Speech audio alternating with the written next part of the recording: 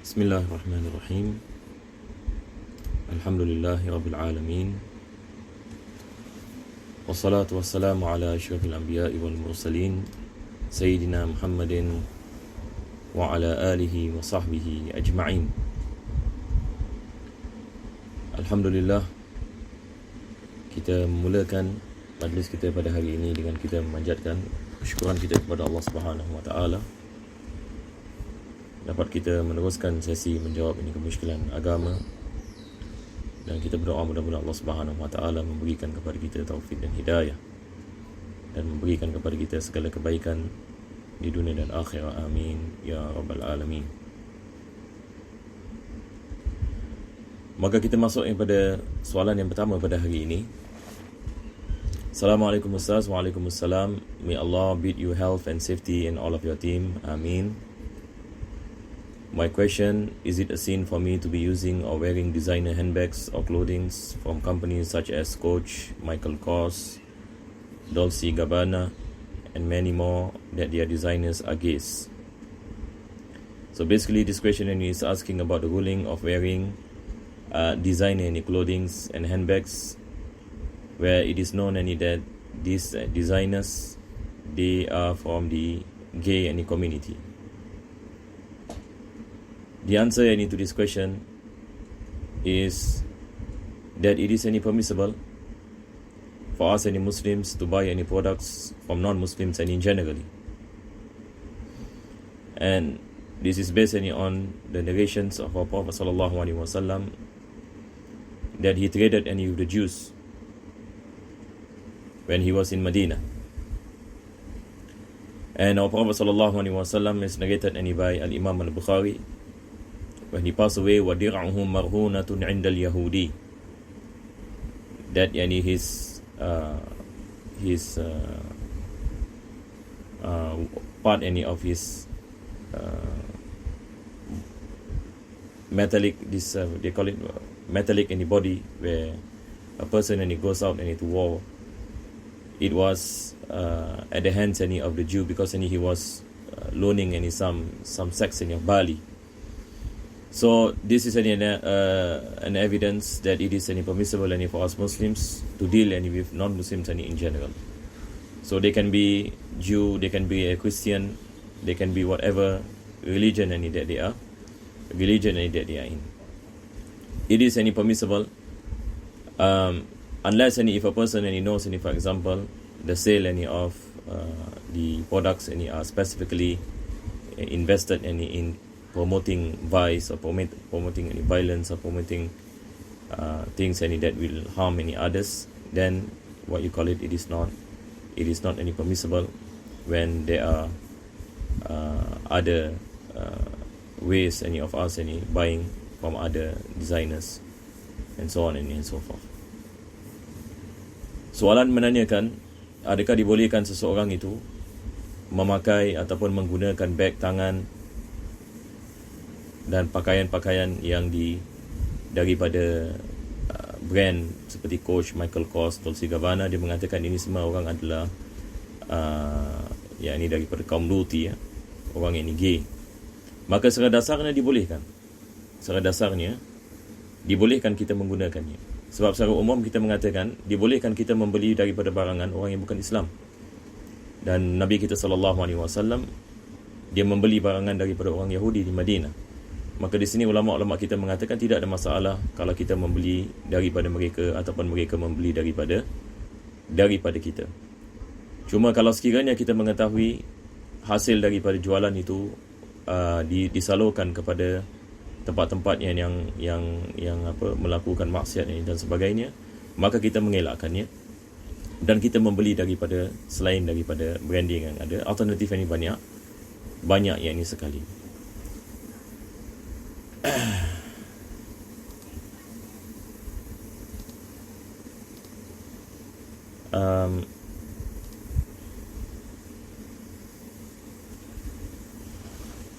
Second question is asking, Assalamualaikum Ustaz. Waalaikumsalam. I am in my mid-20s now, but before this I have not performing my wajib and ibadah consistently for the past years since the age of puberty.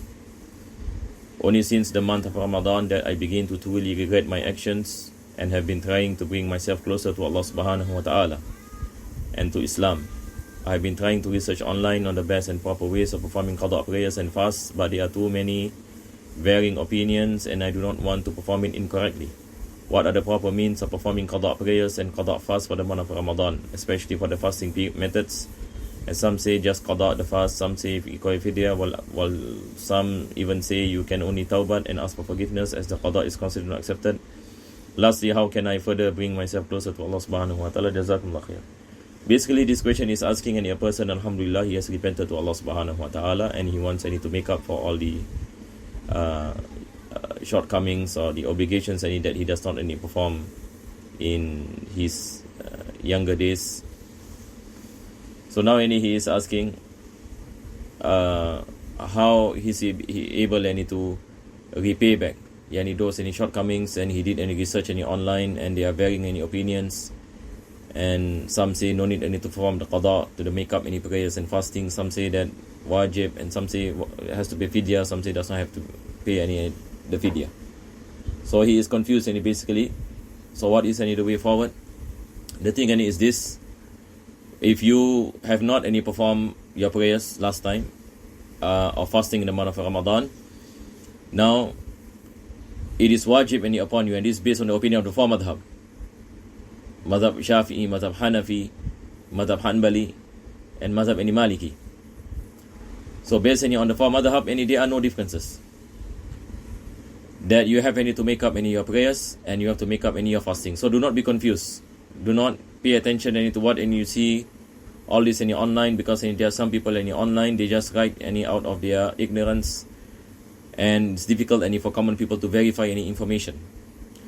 So the thing is this, and here's what I mentioned, that it is wajib upon you to make up for your prayers, and it is wajib upon you to make up for your fasting. Now it is simple to understand, so do not be worried. So how do you make up for your prayers? I would recommend, if you are new, you just repented to Allah subhanahu wa ta'ala, and you are new starting to perform your prayers, so you can pray for example one fard prayer and one qada prayer. Meaning, if you are praying as Zuhur prayers and you leave all the sunnahs and you do not pray the qabliyah and the ba'diyah. So before you pray Zuhur prayers and you pray Zuhur qada'an, usalli farda zuhri qada'an lillahi ta'ala. This is the intention you make.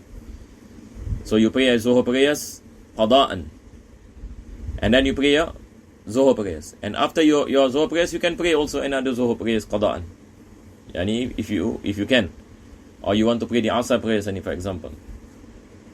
Likewise, when you perform your Asr prayers, and before you perform your Asr prayers and you pray for example qada Asr, likewise for Maghrib, likewise for Isha. So leave the sunnahs, concentrate on the qada. So if you are in your mid 20s, then you count, and from the time when you reach puberty, for example, if you have not been performing any prayers until your age, for example 25 years old, so maybe 10 years old, from 10 years of prayers that you have not done. So if you do one prayer, one qada, it will take you 10 years to complete any qada. But I'm just giving an example. If you have the capacity, do more. In one day, if you can perform for example 2 qada. So when you pray subuh prayers and you pray qada subuh 2 times, and then you pray subuh prayers, Zuhur prayers also, before you pray, after you pray, Asr prayers, before you pray your Asr prayers, likewise for Maghrib prayers, and likewise for Isha prayers, and it is possible. A person has the capacity, then he pray 2 times. So this it will take you how many years? 5 years for you to complete your qada. And you should start as soon as possible, because the later you start, then what you call it, the more difficult it will become. And we do not know when we return to Allah subhanahu wa ta'ala. We do not want to return to Allah with a baggage. So we want to clear everything, make tawbah to Allah, and make our qada. Inshallah Allah will accept our tawbah, and inshallah we return to Allah without any loans and without any baggage. Pertaining to the Ramadan, likewise, and you have to make any qada. So for example, if you have not been fasting any, for example, for 10 any Ramadan, so it's about 300 days. Then you look at your capacity. How are you able any to perform any the qada? Meaning in 1 month, are you able any to perform any 3 times any fasting? Or some people, for example, they take Monday and Thursday fast. Monday and Thursday. For example, if you take any Monday and Thursday, or every month and you fast any 3 days, now you have any 300 days and to 300 days and to complete your qada. So when it comes into the sunnah fast, and you always give precedence and to qada, the qada in of Ramadan.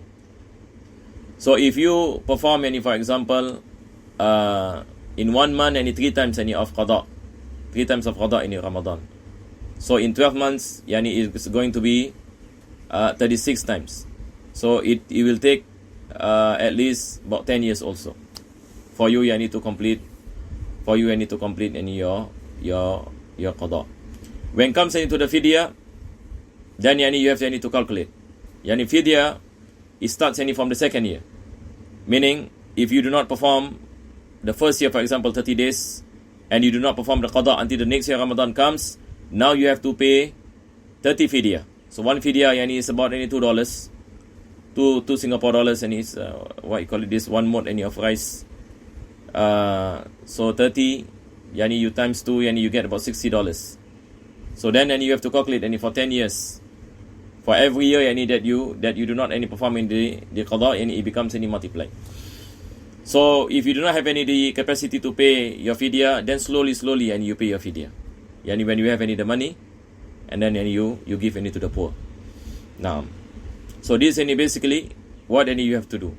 And then pertaining to seeking of knowledge, my advice, do not, if you are a beginner to Islam, do not just go to the internet and look of how to perform your ibadah, perform your qada and so on.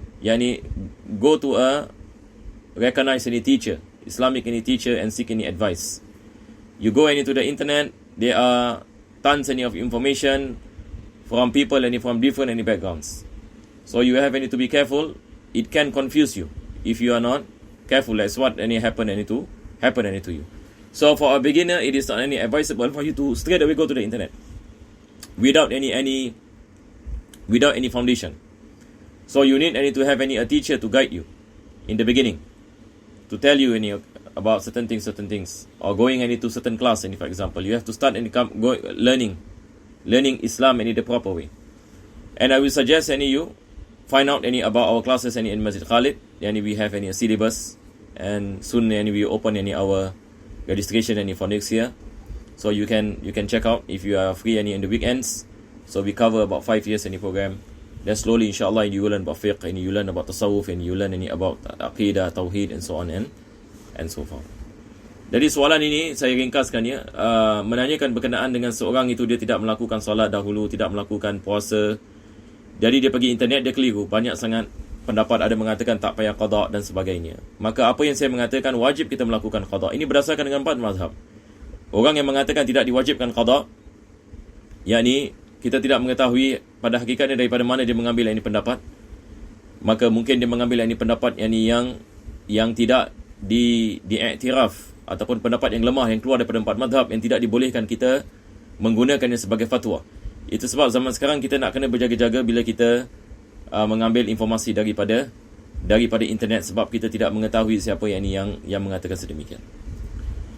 Jadi apa yang diwajibkan, seperti mana ulama-ulama kita dalam 4 mazhab ini mengatakan, diwajibkan kita melakukan qada bagi solat yang kita tidak melakukan, bagi puasa yang kita tidak melakukan. Cuma caranya adalah kita melakukan pelan-pelan.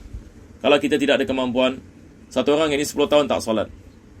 Jadi apa yang kita boleh nasihatkan adalah lihat kepada kemampuannya. Misalnya kalau dia boleh melakukan setiap kali, 1 kali solat, 1 kali qada, teruskan. Jadi dia memerlukan 10 tahun untuk dia menghabiskan qada. Jadi pelan-pelan, insya-Allah. Kalau dia boleh melakukan 2 kali, melakukan 2 kali. Dia melakukan 3 kali, melakukan 3 kali. Ataupun bila-bila masa saja dia nak melakukan solat, maka kedepankan qada, tinggalkan ini solat yang sunat. Berkenaan dengan puasa pun sama juga. Bila-bila masa kita mampu melakukan puasa, kita niat qada terus. Walaupun kita pada puasa Arafah, orang semua melakukan puasa sunat Arafah, kita melakukan qada dan puasa sunat Arafah. Ini kita gabungkan, dibolehkan. Kita gabungkan puasa 6 dengan qada. Kita gabungkan puasa Arafah dengan qada. Kita gabungkan Ashura dengan qada. Satu orang kalau ada qada, kedepankan qada, tinggalkan, elakkan daripada kita kedepankan sunnah. Sebab ini adalah wajib. Kita tidak mau kembali kepada Allah dalam keadaan kita hutang kepada Allah benda-benda yang seperti ini. Maka diwajibkan juga fidyah. Maka kita nak kena kira. Dan fidyah ini pada hakikatnya dia bukan ini satu perkara yang banyak sangat, ataupun kalau satu orang itu 10 tahun misalnya tak puasa, maka pelan-pelan ini dia boleh kira. Tiap-tiap tahun yang dia tidak melakukan puasa, apabila dia lambatkannya kepada Ramadan yang seterusnya, maka dia sediakan $60 untuk satu tahun. Sebab satu hari sikit lebih kurang $2. Ataupun $1.50. $1.50. Yang ini harga bagi beras, satu mod ini beras. Kita menggunakan wang yang lebih mudah.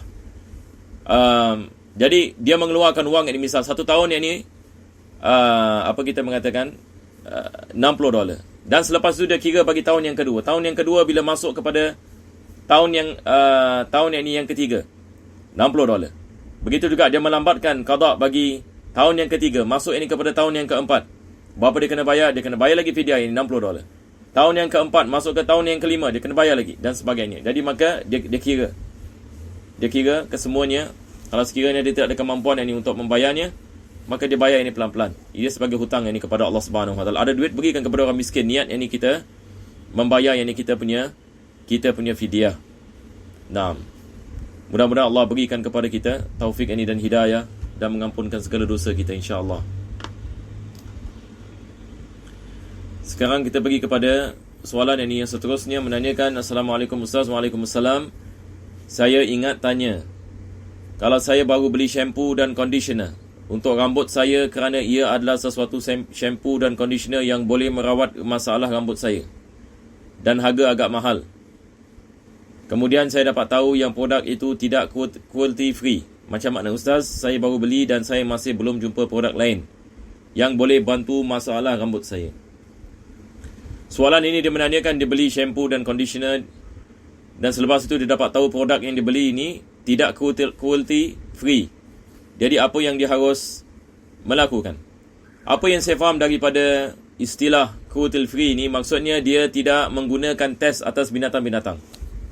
Yang ni orang yang membuat ini produk ini, dia tidak menggunakan binatang-binatang ini untuk dia melakukan testing ke atas ini produk ni. Sebab sebahagian ini fahaman barat ini, mereka sangat prihatin atas perkara ini. Mereka menganggap perkara ini adalah kezaliman yang terhadap ini binatang. Jadi dia boleh jadi produk ini digunakan test ini atas ini binatang, ataupun produk ini menggunakan bahagian daripada bangkai binatang itu untuk dijadikan ini sebagai produk. Ini kita tidak mengetahui. Kita tidak mengetahui. Ada possibility. Maka kalau sekiranya produk itu tidak ada cruelty free ini misalnya, dan kita tidak mengetahui sama ada dia ada menggunakan binatang, bahagian yang bangkai binatang dalam produk itu ataupun tidak, asalnya dibolehkan. Asalnya dibolehkan. Melainkan kalau sekiranya produk itu di dalam produk itu dia menerangkan yang dia ada menggunakan misalnya sebahagian daripada bangkai binatang dan sebagainya, maka ini hukum mutanajis.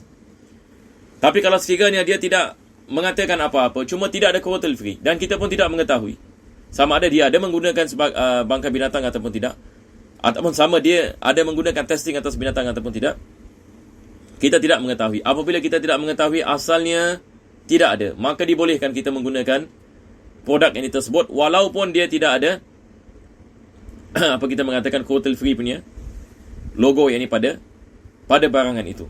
Sebab asal bagi tiap-tiap perkara ini kaedah al-ibaha. Al-aslu fil asya' al-ibaha. Asal bagi barang-barangan adalah dibolehkan. Selagi mana kita tidak mengetahui perkara yang menyebabkan pengharaman ataupun najis bagi benda tersebut dan sebagainya. Jadi kita nak kena lihat ini kepada produk itu, lihat kepada konten dia. Apa kandungan produk ini tersebut? Apa kandungan? Kalau sekiranya tidak ada kandungan yang menunjukkan bangkai binatang ini dan sebagainya, maka tidak ada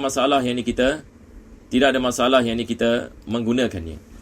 Now, question ini is asking a person buys shampoo and conditioner and there is no cruelty free logo on the product. So what should any person do? The thing any about cruelty free any is that the product any is not tested any on animals. That the end product is not any as a result any of the testing any on animals. Or it can also mean that it does not any contain any animal parts in the product. So if you do not know any, for example, for sure, that this product has any parts any of the animals and that is mixed any of the product or not, then the origin is, it is permissible. Because we have a principle in fiqh and say al-asl fil ashya al-ibaha. The origin of things that it is mubah, that it is permissible. If you do not know, unless if you know, for example, from the contents and it says that there is a mixture of a part of this animal, of that animal, and for example, now we say this is mutanajis, correct or not? Mutanajis, for example, some products, for example, they take the parts of an insect and they mix of the shampoo and so on. So we abstain from this. There are alternatives, alhamdulillah. You can get a lot of products, shampoo, conditioners from other brands. We have Muslim companies doing this, and this is the thing that we encourage what you call it, use, give preference to using Muslim products. It will be more beneficial in terms, and you do not have to be in doubt always as to whether this is halal or not halal. There is najis or no najis, and you help the Muslim community. This is the thing. But if you choose to use any other brands, then you have to look if the contents of everything does not have any mixture of any date, any animals and so on. Then the ruling is that it is permissible. It is permissible for you to use any of the product. But if you are still in doubt, then abstain. Then abstain from using it. Naam.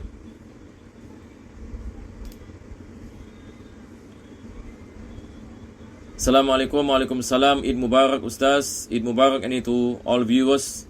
We pray that Allah subhanahu wa ta'ala bless us with health, and may Allah bless us with goodness in dunya and akhirah. Ameen. Ya Rabbal Alameen. I like to seek your knowledge on when does it become compulsory for the administrator of my late mother's property to sell and distribute to all beneficiaries. The administrator had been delaying to distribute even after me and siblings have been trying to tell him to do so. Please help. So question is basically asking, there is an administrator on the late mother's property, and he has not been selling the property to distribute to all the beneficiaries. So there has been delaying this. So the question is asking, when does it become compulsory for the administrator of my late mother's property? The thing is this, and we have to understand, ya Jama'ah.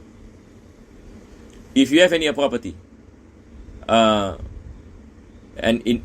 you inherited from one of your family members, this property belongs to the beneficiaries. I think all of us we know this. This property belongs to the beneficiaries. It does not belong to the administrator. So now it depends on the beneficiaries. If the beneficiaries want the thing to be sold immediately, the administrator got no choice. He is just a person who administers the property, and it is not his. So it goes back to the consensus of the beneficiaries. When do you want the property to be sold? Some many beneficiaries, for example, they come to an agreement. They say, we do not want to sell first. For example, the late mother passed away. There is a house, for example. So the beneficiaries, they come to the conclusion. For example, they say that we should not sell the house, but we should rent it out. And from the sale of the rent, we divide to the beneficiaries based on the shares, right or not? Faraid, and we have shares. Some beneficiaries half, some beneficiaries 1/8, and so on and so forth. So it depends on the beneficiaries. And if any one of the beneficiaries say that I want my share, then the rest has to give that person his share. So this property belongs to the beneficiaries, not the administrator. So it is the beneficiaries who decide, not at the administrator. Sometimes the administrator, they want to sell, but they have difficulty in selling, for example. They cannot find any buyers. Then you cannot blame him, because there is no choice. But again, it goes back to the beneficiaries to what you call inform the administrator to perform to perform his job. So if he doesn't want to sell, then you have to find any solutions to meet this person, this minister, or to report to the authorities. And for example, Allahu Alam, and you should look at the laws of the land, of the laws of the country that you live in, how to go about, and if you do not like his way, and if you can change to others, and for example, if amana, we have what you call who are just, then you should do so. So you have to check out how are you able to go about to make this administrator to perform his responsibility. Soalan yang menanyakan seorang ibunya meninggal dunia, meninggalkan harta, selepas itu ada wakil yang menjalankan kita mengatakan nak menjual harta tersebut, maka ahli waris semua yang mahu harta itu dijual dan dibagi kepada ahli waris yang lain, tetapi orang wakil dia melambatkannya. Jadi dia menanyakan, bilakah menjadi wajib atas wakil tersebut untuk menjual? Jawapannya adalah balik kepada izin daripada ahli waris yang memiliki harta tersebut. Maka mereka yang berhak untuk mengatakan kepada wakil tadi bila nak jual dan bila jangan jual. Maka wakil dia tidak ada pilihan pada hakikatnya. Dia cuma seorang yang mengelolakan harta tersebut. Tapi kalau sekiranya dia tidak mahu melakukan tanggungjawabnya, maka ahli waris harus memikirkan bagaimana mereka nak menjalankan perkara ini tanpa orang ataupun menukarnya dan sebagainya. Maka kena lihat kepada undang-undang negara, bagaimana mereka dapat melakukan ataupun menukarkan orang dan sebagainya, ataupun memaksanya untuk melakukan tanggungjawabnya dan menjumpa dan berbual dengannya. Nah,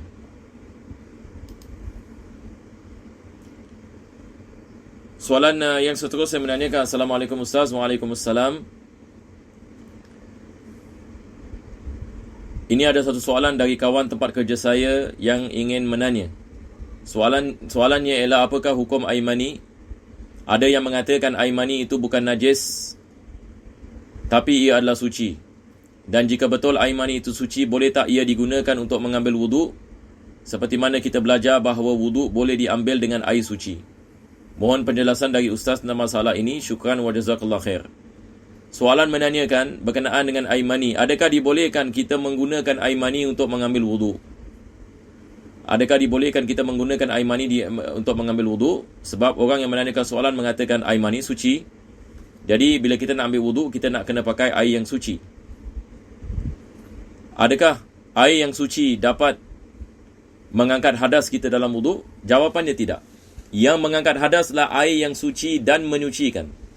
Kita ada perbezaan di antara air suci dengan air yang suci dan menyucikan. Misalan, air kopi.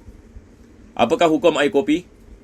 Air kopi suci, tidak ada masalah. Air kopi suci. Akan tetapi adakah dibolehkan kita menggunakan air kopi untuk mengangkat wuduk? Tidak dibolehkan. Apa sebabnya? Walaupun air kopi itu suci, tetapi ia tidak dapat menyucikan. Ia tidak dapat menyucikan. Dan syarat bagi mengangkat hadas, sama ada hadas kecil ataupun hadas besar, adalah dia mesti menggunakan air mutlak. Ini dia. Kalau kita belajar bab taharah, syaratnya adalah menggunakan air mutlak. Apakah yang dimaksudkan dengan air mutlak? Air mutlak adalah air yang suci dan menyucikan. Jadi masalahnya di sini bukan menggunakan air yang suci. Sebab air suci memang banyak. Air kopi, air suci. Air sirap, air suci. Jus buah pun air suci. Suci maksudnya bukan dia tidak najis. Kita boleh meminumnya. Tetapi dia tidak boleh menyucikan. Kita tidak boleh mengangkat hadas dengan air yang suci sahaja, tetapi dia tidak dapat menyucikan. Syarat yang dalam hadas kecil. Hadas besar, kita menggunakan air yang dikenali sebagai air mutlak. Air mutlak ini maksudnya air yang tidak berkait. Manakala air mani, air yang berkait. Air mani, dia berkait dengan mani. Maka dia bukan air yang boleh menyucikan. Akan tetapi dia adalah air yang suci. Jadi ini saya harap ini kita dapat faham dengan baik insyaAllah. Dan dalilnya adalah Al-Quranul Karim. Allah Subhanahu wa taala mengatakan dalam Al-Quran, wa anzalna minas sama'i ma'an tahura, dan kami menurunkan daripada langit air yang tahur. Ini perkataan tahur ini yang kita maksudkan dengan air mutlak. Air yang suci lagi ini menyucikan. Yang suci lagi menyucikan. Maka dalam bahasa Arab kita ada beza di antara tahir dengan tahur. Tahir adalah air yang suci, tetapi dia tidak menyucikan. Manakala tahur, dia adalah suci dan menyucikan. Syarat yang bagi taharah, seperti mana dalam Al-Quranul Karim, adalah tahur. Allah mengatakan tahur, yakni air yang suci lagi menyucikan. Maka tentu sekali air mani tidak boleh mengangkat hadas. Question ini is asking, is it permissible for us to use our sperm? This is sometimes difficult to imagine, because question is asking, can we use sperm to take ablution? When we understand that sperm is not a filth, that it is pure, the answer is no, because the condition of removing our ritual impurities, whether we are speaking about minor ritual impurities or major ritual impurities, we have to use something that is pure and can purify. Tahir binafsihi mutahhirun li ghairihi. Pure in itself and can purify others. This is what we study in books of fiqh, our ulama mention. So when it comes to sperm, it is pure, yes, but it cannot purify. Likewise in coffee, pure but cannot purify. You cannot take wudu with coffee or with tea, because this is not mutlaq, this is muqayyad. It is attached to something else. Water that is attached to coffee, water that is attached to tea. So we have to take ablution or bathing, the obligatory bath with pure water, and the water can purify. Not even used water, musta'mal, that you use for your hadath. So the answer is that it is not permissible. InsyaAllah ini soalan yang terakhir, insyaAllah kita mengambil ini. Jika kita menyentuh najis yang dimaafkan lalu menyentuh barang lain, adakah barang lain turut menjadi najis? Ya, barang lain turut menjadi najis. Kita sekarang menyentuh najis yang dimaafkan bagi kita. Tetapi bukan maksudnya najis itu bukan najis. Kenajisan itu tetap wujud. Sama ada ia dimaafkan ataupun ia tidak dimaafkan. Ia boleh dimaafkan bagi kita, tapi tidak dimaafkan bagi orang lain. Misalan satu orang misalan berjalan di tempat banyak tai. Misalan banyak najis. Sedikit najis yang terkena pada pakaiannya, dimaafkan. Tetapi najis ini kalau terkena kepada pakaian orang lain, tidak dimaafkan baginya. Dimaafkan bagi orang tadi, sebab dia dimaafkan sebab dia berada di tempat sedemikian. Tetapi satu orang kalau berada di tempat yang bersih dan sebagainya, terkena najis seperti ini, kita mengatakan ini tidak dimaafkan. Betul ke tidak? Sama juga dengan darah. Darah kita kalau banyak, dimaafkan. Tapi kalau darah kita terkena kepada badan orang lain, tidak dimaafkan, melainkan sedikit. Kalau banyak, tidak dimaafkan. Jadi kita membezakan di antara najis yang dimaafkan bagi seorang dan orang lain. Kadang-kadang ia dimaafkan bagi kita sahaja, tapi tidak dimaafkan bagi orang lain. Tetapi najis tetap najis. Najis yang tetap najis. Untuk kita nak mengetahui sama ada najis yang berpindah itu dimaafkan ataupun tidak, kita kena balik kepada situasi untuk kita memahami sama ada najis yang berpindah itu, adakah ia tetap dimaafkan ataupun tidak dimaafkan. Maka ia balik kepada situasi. Question ini is asking that if a person touch any filth that is forgiven, and then he touch any other things, does that particular thing becomes najis? Yes, it becomes najis, no matter what. It can be forgiven for you, but when it is transferred into something else, it is not forgiven. So an example will be blood. The blood on your body najis, but is forgiven, even it's many. But once you take the blood and you put on somebody else's body, now it is not forgiven for that person. But najis is still najis, not forgiven for him, except for a bit. So there is a difference between a particular filth that is forgiven for you. It can be forgiven for you, but it does not is forgiven for others. So we have to look at the situation of others. But as far as the filth is concerned, a filth is still a filth. Whether we are speaking about is forgiven or not forgiven, if it is transferred into something else, it is still considered to be a filth. Wa sallallahu ala sayyidina Muhammadin wa ala alihi wa sahbihi wa sallam walhamdulillahi rabbil alamin. Jazakumullah khair.